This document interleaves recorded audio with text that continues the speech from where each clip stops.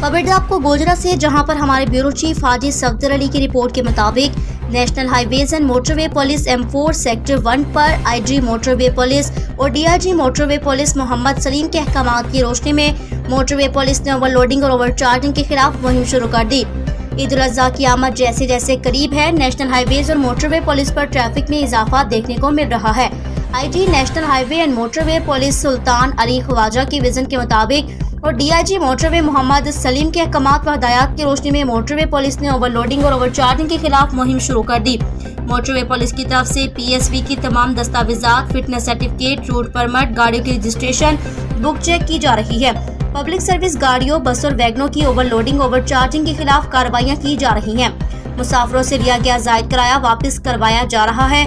भारी जुर्माने आयद किए जा रहे हैं। रेस्ट एरियाज में रेड लिस्टें अवेजा करवा दी गई हैं। इन्फोर्समेंट के साथ साथ ब्रीफिंग पर भी तवज्जो दी जा रही है। DIG मोटरवे पुलिस का कहना है कि ईद उल अज़हा के पुरमसरत मौके पर महफूज सफर के लिए मुसाफिरों के लिए हर मुमकिन कोशिश की जाए। ज्यादा से ज्यादा मोटरवेज पर कानून की अमलदारी यकीनी बनाते हुए सख्त इन्फोर्समेंट का अमल जारी रहेगा। मोटरवे पुलिस साथ में कमी के लिए तमाम वसाइल बरोवे कार लाते हुए आवाम की खिदमत में मसरूफ अमल है।